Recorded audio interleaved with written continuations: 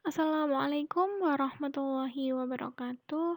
Anak-anak kelas 12, kali ini saya akan membahas kisi-kisi untuk PTS Gasal untuk kelas 12 mata pelajaran matematika. Jadi untuk kisi-kisinya, yang pertama kedudukan titik, garis, dan bidang. Nah, ini sudah kita pelajari baik melalui Google Meet maupun dari video yang sudah pernah saya sampaikan. Kemudian yang kedua ada jarak titik ke titik, dan yang ketiga ada jarak titik ke garis. Ini semuanya sudah pernah saya sampaikan baik melalui tatap layar maupun saya share link video berkaitan dengan jarak titik ke titik, jarak titik ke garis maupun kedudukan titik, garis, dan bidang. Nah, ini nanti saya akan berikan beberapa contoh soal. Soalnya saya ambil dari buku kalian, nanti silahkan dibuka bukunya, dipelajari di bab 1. Jadi, untuk materi PTS ini kita cukup satu bab saja di bab 1, dan subbabnya ada 3 ini. Langsung kita mulai saja. Untuk yang pertama, misal kita punya soal, ada limas, kemudian pertanyaannya, titik sudut yang terletak di luar bidang TPQ. Jadi ada limas TPQ RS. Jadi kalau T itu titik puncaknya, TPQ RS. Nah, titik sudut yang terletak di luar bidang TPQ. TPQ itu ini, TPQ. Berarti selain di bidang TPQ, titik yang terletak di luar bidang TPQ adalah titik R dan titik S.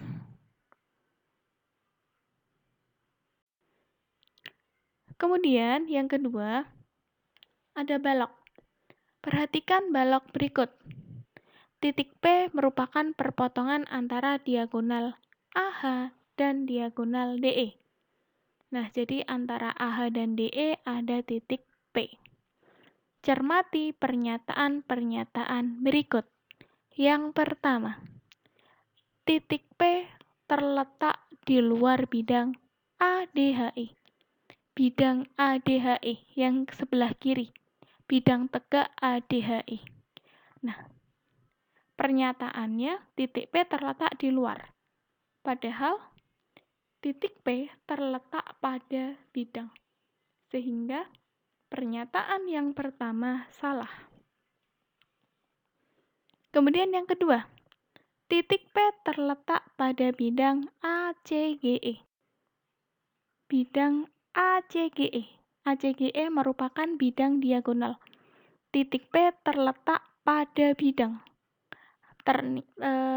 Sebenarnya atau ternyata titik P itu sebenarnya terletak di luar karena tidak di bidang ACGE. Sehingga pernyataan yang kedua juga salah.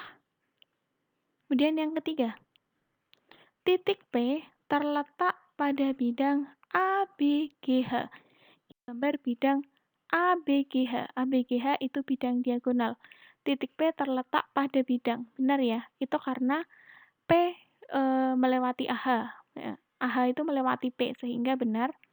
Kemudian yang keempat, titik P di luar BCH. BCHE, BCHE, BCHE, titik P terletak di luarnya. Benar, karena tidak dilewati. Kemudian nomor 5, titik P terletak di luar CDEF. CDEF salah karena DE itu kan melewati P.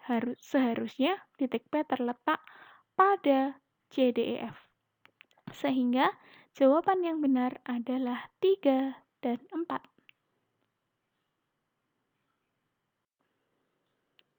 Kemudian ada limas TKLMN, pasangan rusuk yang saling bersilangan. Ingat, ada kedudukan garis terhadap garis, itu ada sejajar, ada bersilangan, dan ada berpotongan. Nah, kalau bersilangan itu yang bagaimana? Kita cek satu-satu. Rusuk KL dan rusuk TK. KL dan TK ternyata berpotongan di titik K. Yang kedua, rusuk KN dan rusuk LM. KN dan LM hubungannya sejajar. Kemudian rusuk TK dan TM. TK dan TM otomatis berpotongan di titik T. Yang keempat, rusuk TL dan MN. TL dan MN, nah itu tidak berpotongan, tidak sejajar, sehingga pasangan rusuk TL dan MN hubungannya bersilangan. Dan yang kelima, TN dan KN. TN dan KN otomatis berpotongan di titik N, sehingga jawaban yang tepat adalah D. Rusuk yang bersilangan adalah rusuk TL dan rusuk MN. Nah, jadi yang perlu kalian pelajari lagi, kedudukan titik terhadap garis itu ada dua. Yang pertama, titik terletak pada garis. Yang kedua, titik terletak di luar garis. Kemudian, kedudukan titik terhadap bidang, itu titik terletak pada bidang, di luar bidang. Kemudian, kedudukan garis, dan garis itu ada berpotongan, ada bersilangan, dan ada sejajar. Selanjutnya kita akan menghitung jarak. Kita sudah memasuki jarak antar titik. Jarak antara titik A dan titik F adalah titik-titik. Nah, di situ ada kubus A, B, C, D, E, F, G, H. Panjang sisinya 12 cm. Kalau kubus, artinya panjang sisinya sama. Jadi kalau diketahui rusuknya 12 cm, semuanya pasti 12 cm. Nah, yang ditanya jarak AF. Jarak titik A dan titik F itu jaraknya sama dengan panjang AF. Panjang AF bisa kita cari menggunakan teorema Pythagoras. Kita bisa pakai segitiga ABF. Segitiga ABF merupakan segitiga siku-siku. Siku-siku di B. AB panjangnya 12, karena AB itu rusuk.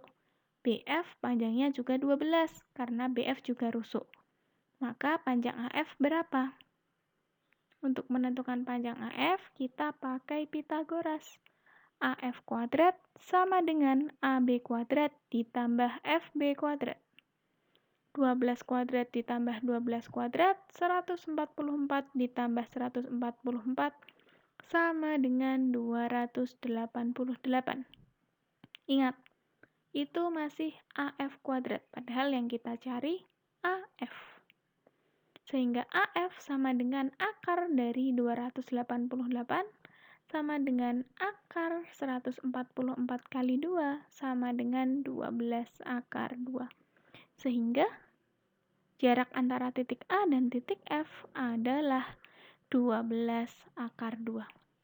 Perlu diingat untuk anak-anak, kalau misal ada kubus yang ditanyakan diagonal bidang atau diagonal sisi, apabila rusuknya 12, maka pasti sisinya diagonal sisinya 12 akar 2.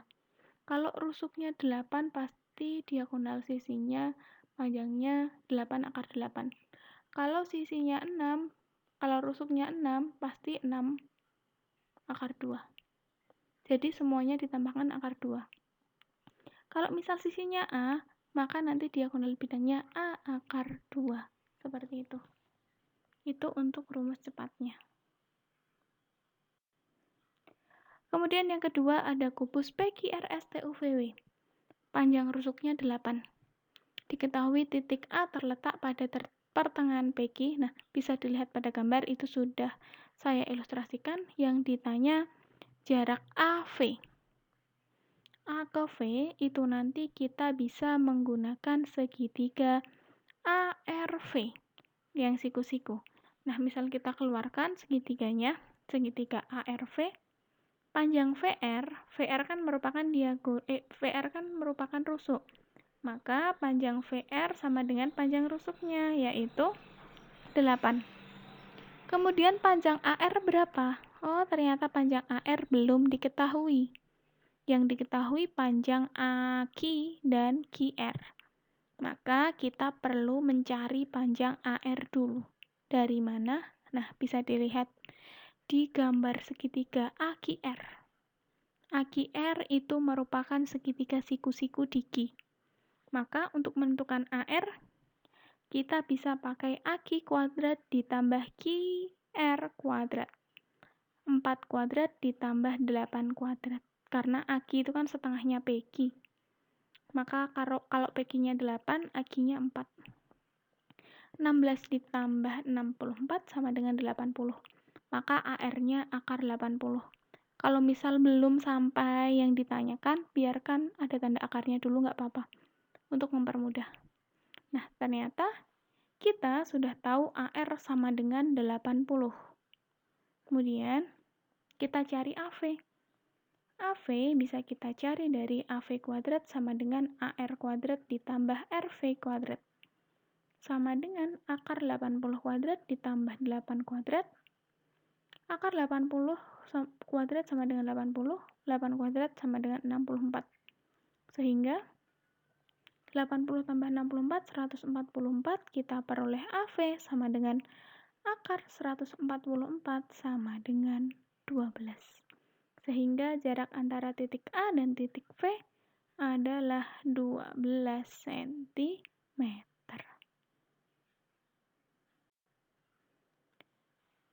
Selanjutnya, kalau tadi kita sudah membahas kubus, sekarang kita membahas balok. Nah, kalau kubus semua sisinya panjangnya sama, rusuknya panjangnya sama. Kalau balok beda. Nah, ini ada balok A, B, C, D, E, F, G, H, panjang rusuknya AB-nya 4, BC-nya 2, dan AE-nya 2.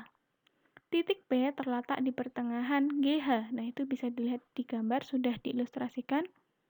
Yang ditanyakan jarak titik A dan titik P, atau panjang AP. Kalau mau cari panjang AP, kita bisa pakai segitiga AHP. AHP, nah siku-siku di H. AH panjangnya berapa? AH kita panjangnya nggak tahu. AH panjangnya berapa kita nggak tahu, maka kita akan cari dulu. AH itu sama dengan AD kuadrat ditambah DH kuadrat. Nah, itu bisa dilihat di gambar karena itu segitiganya sudah siku-siku. AD 2 cm, DH 2 cm, sehingga 2 kuadrat ditambah 2 kuadrat sama dengan 4 ditambah 4 sama dengan 8. Sehingga panjang AH sama dengan akar 8. Sekarang panjang PH. Panjang PH itu sama dengan setengahnya panjang GH. Kalau GH-nya 4 cm, maka PH-nya 2 cm. Sehingga kita bisa hitung untuk menentukan AP, kita bisa pakai AP kuadrat sama dengan AH kuadrat ditambah HP kuadrat. Akar 8 kuadrat ditambah 2 kuadrat sama dengan 8 kuadrat ditambah 4 sama dengan 12.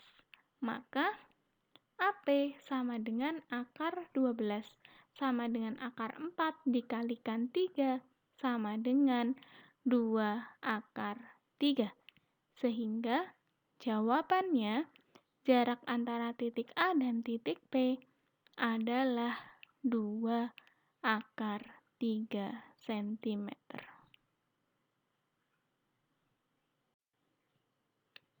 Untuk soal yang selanjutnya masih ada beberapa soal, ini nanti akan kita bahas di video selanjutnya.